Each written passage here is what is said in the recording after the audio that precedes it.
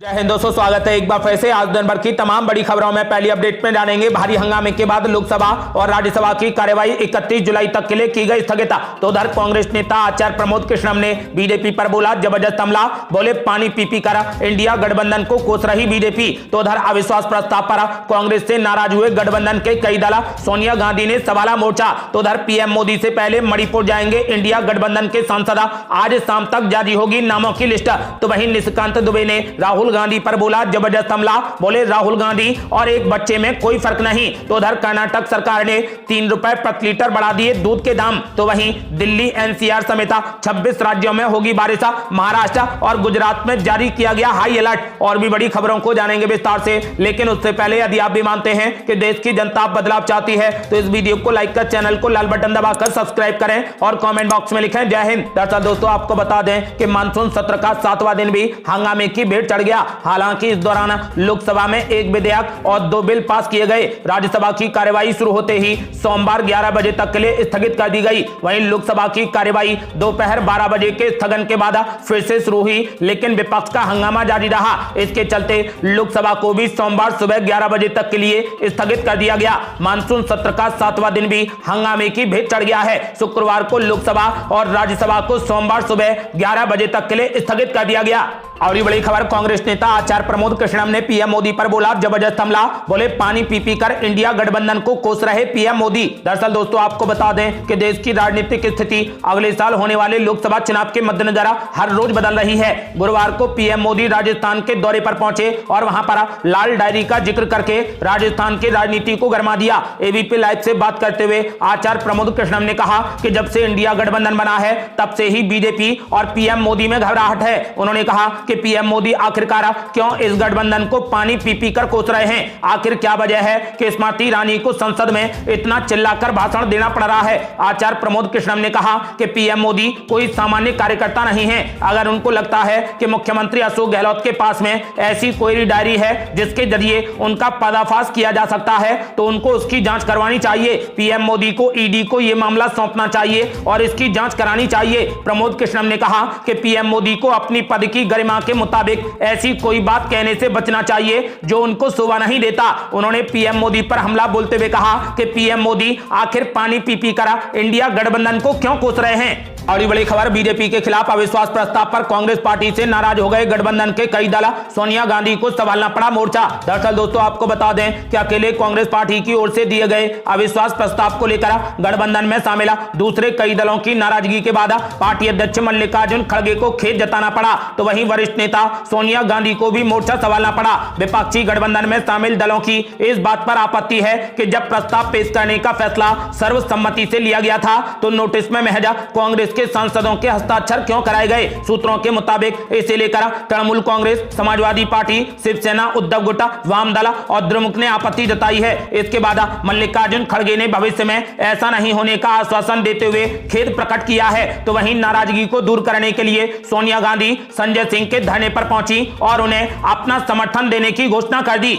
और ये बड़ी खबर, पीएम नरेंद्र मोदी से पहले मणिपुर जाएंगे इंडिया गठबंधन के सांसद। आज शाम तक जारी होगी नामों की लिस्ट। दरअसल दोस्तों आपको बता दें कि कांग्रेस के नेता मणिकम टैगोर ने कहा कि हम चाहते थे कि पीएम नरेंद्र मोदी मणिपुर का दौरा करें, लेकिन केंद्र के रुख से यह साफ हो गया है कि वो वहां नहीं जा रहे। अब विपक्षी गठबंधन इंडिया ने एक बैठक कर मणिपुर में सांसदों का एक प्रतिनिधिमंडल भेजने का फैसला लिया है। कल सांसदों का एक प्रतिनिधिमंडल मणिपुर के लिए रवाना हो जाएगा। कांग्रेस के नेता मणिकम टैगोर ने इंडिया के प्रतिनिधिमंडल मणिपुर भेजने को लेकर कहा कि आज शाम तक टीम में शामिल नेताओं के नाम जारी कर दिए जाएंगे। इस टीम में लगभग 20 से ज्यादा सदस्य शामिल होंगे। इस प्रतिनिधिमंडल का मकसद वहां मणिपुर के लोगों के दर्द को समझना है। आपको बता दें कि यह प्रतिनिधिमंडल आगामी 29 और 30 जुलाई को हिंसा प्रभावित मणिपुर का दौरा करेगा। और बड़ी खबर, कर्नाटक की कांग्रेस सरकार ने ले लिया बड़ा फैसला, 3 रुपए प्रति लीटर बढ़ा दिए दूध के दाम। दरअसल दोस्तों आपको बता दें कि कर्नाटक कैबिनेट ने गुरुवार को राज्य में दूध की कीमतें 3 रुपए प्रति लीटर बढ़ाने बढ़ाने का फैसला किया है। ये फैसला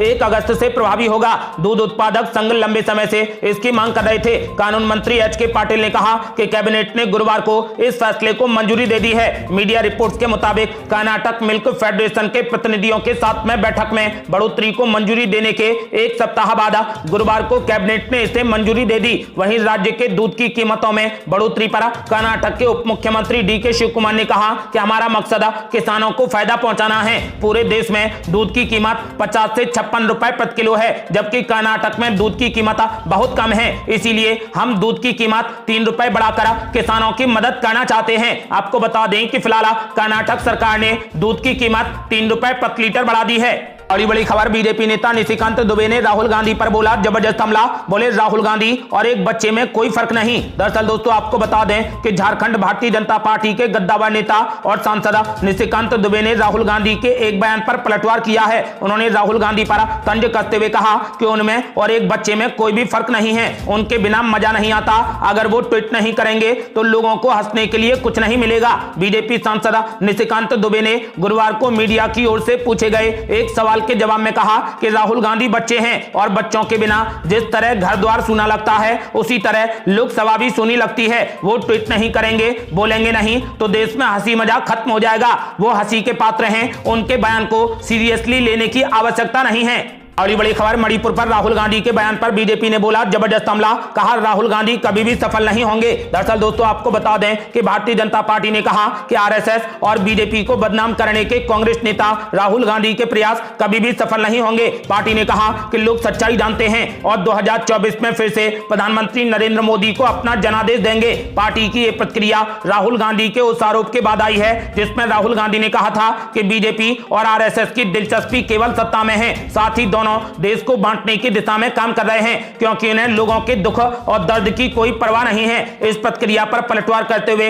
बीजेपी के राष्ट्रीय प्रवक्ता संबित पात्रा ने कहा कि देश में इस समय कोई भी वैचारिक लड़ाई नहीं चल रही है, बल्कि वंशवाद की राजनीति और भ्रष्टाचार के खिलाफ देश के विकास और प्रगति की लड़ाई चल रही है। संबित पात्रा ने आरोप लगाया कि राहुल गांधी ने बीजेपी और आरएसएस के बारे में अपनी टिप्पणियों से पहले भी देश को गुमराह करने का प्रयास किया और वो आज भी ऐसा ही कर रहे हैं। उन्होंने कहा कि राहुल गांधी का मानना है कि देश में विचारधारा की लड़ाई चल रही है, लेकिन ये वास्तविकता नहीं है। एक तरफ विकास की धारा है तो दूसरी तरफ परिवार की धारा है। आपको बता दें कि संबित पात्रा ने कहा कि राहुल गांधी बार बार कहते हैं कि निर्वाचन आयोग यानी चुनाव आयोग पर बीजेपी और आरएसएस का नियंत्रण है। उन्होंने कहा कि मैं गांधी की टिप्पणी से हैरान हूं। कुछ दिन पहले जब कांग्रेस ने कर्नाटक का चुनाव जीता था तो निर्वाचन आयोग ठीक था, बाकी राज्यों में जब बीजेपी जीत जाती है तो निर्वाचन आयोग बीजेपी के नियंत्रण में आ जाता है। उन्होंने आरोप लगाया कि इस तरीके के बयान कांग्रेस की सच्चाई को दिखाते हैं। संबित पात्रा ने मणिपुर हिंसा पर राहुल गांधी की टिप्पणी को लेकर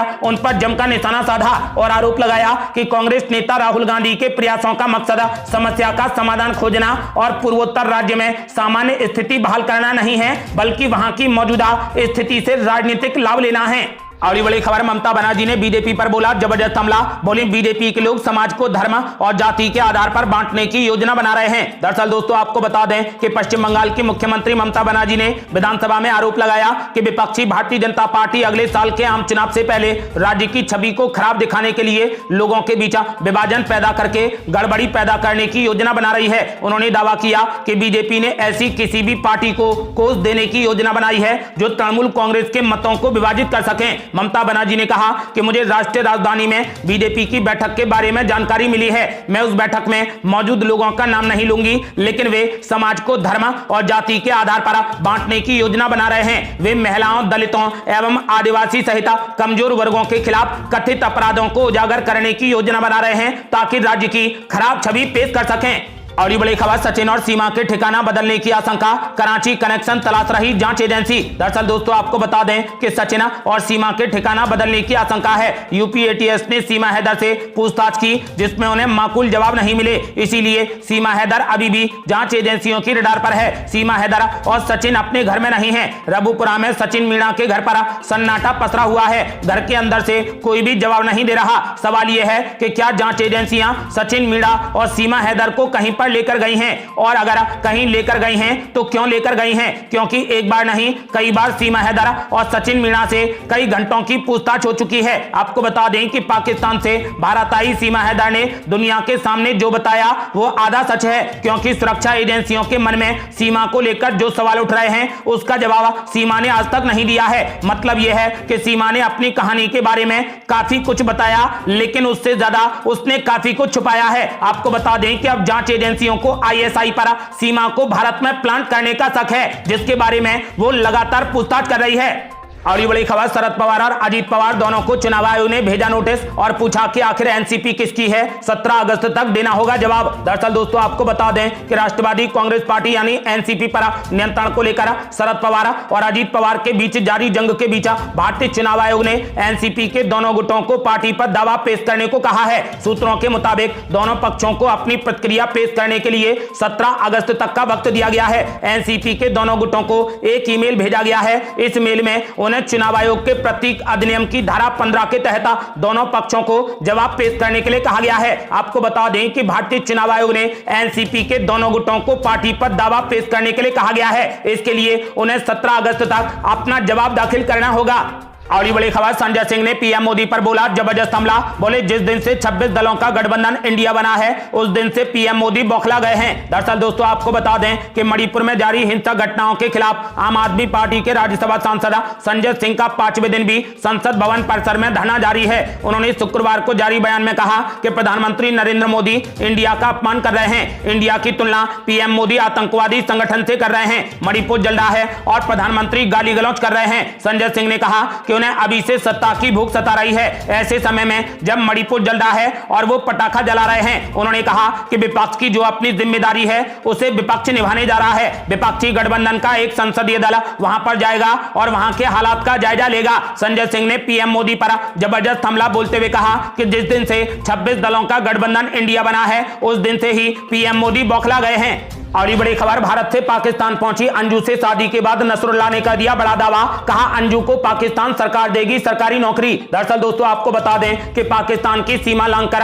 आई सीमा हैदर की कहानी का अभी भी अंत नहीं हुआ है कि अंजू नाम की एक महिला पाकिस्तान पहुंच गई है। ये सीमा पार वाला प्यार इन दिनों बड़ा चर्चा का विषय बना है। पड़ोसी मुल्क पहुंची अंजू के केस में आए दिन नई कहानी सामने आ रही है। ताजा घटनाक्रम में अंजू के शौहर नसरुल्लाह ने बड़ा दावा कर दिया है। नसरुल्लाह के मुताबिक पाकिस्तान सरकार अंजू को सरकारी नौकरी और घर देने वाली है। साथ ही उसने यह भी दावा किया कि कुछ दिनों में अंजू भारत पहुंचेगी और अपने बच्चों को वापस पाकिस्तान लेकर आएगी। अगर वो वापस मुल्क नहीं आई तो वो ही सरहद पार करके अंजू को लेने हिंदुस्तान पहुंच जाएगा। आपको बता दें कि इसके साथ ही नसरुल्लाह ने शक जताया है कि अंजू की हिंदुस्तान में हत्या हो सकती है। उसने कहा कि अंजू ने मुझसे कहा कि अगर मैं भारत पहुंची तो मुझ पर हमला हो सकता है। वो अगस्त के महीने में भारत पहुंचेगी और बच्चों को वापस लेकर पाकिस्तान आ जाएगी। इसके अलावा उसने यह भी कहा कि अगर अंजू अपने बच्चों को लेकर वापस पाकिस्तान ही नहीं लौटती है तो मैं खुद हिंदुस्तान जाऊंगा और उसे बच्चों के साथ वापस लेकर आऊंगा। साथ ही उसने इस चीज का भी दावा किया है कि बच्चों को इस्लाम धर्म में परिवर्तित नहीं किया जाएगा। और ये बड़ी खबर, दिल्ली एनसीआर समेत 26 राज्यों में होगी बारिश। महाराष्ट्र और गुजरात में हाई अलर्ट किया गया जारी। दरअसल दोस्तों आपको बता दें कि दिल्ली एनसीआर में आज आमतौर पर आसमान में बादल छाए रहेंगे और मध्यम स्तर की बारिश हो सकती है। आईएमडी ने पूर्वी मध्य प्रदेश, विदर्भ, छत्तीसगढ़, कोंकण और गोवा, मध्य महाराष्ट्र, तेलंगाना, अरुणाचल प्रदेश, असम और मेघालय में अलग अलग स्थानों पर भारी से बहुत भारी बारिश होने की संभावना जताई है। पूर्वी मध्य प्रदेश, छत्तीसगढ़, कोंकण और गोवा, विदर्भ, मध्य महाराष्ट्र और तेलंगाना में आज बहुत भारी बारिश को लेकर ऑरेंज अलर्ट जारी किया गया है। इसके अलावा आज जम्मू कश्मीर, लद्दाख, हिमाचल प्रदेश, उत्तराखंड, पंजाब, हरियाणा, चंडीगढ़, दिल्ली, उत्तर प्रदेश, राजस्थान समेत कई शहरों में भारी बारिश होने की उम्मीद जताई है। ये थी अब तक की बेहद बड़ी खबरें। रोजाना की ताजा खबरों को जानने और हमसे जुड़ने के लिए चैनल को लाल बटन दबाकर सब्सक्राइब करें और घंटी बटन भी दबा दें। जल्दी मिलते हैं बड़ी अपडेट के साथ। तब तक के लिए जय हिंद, जय भारत।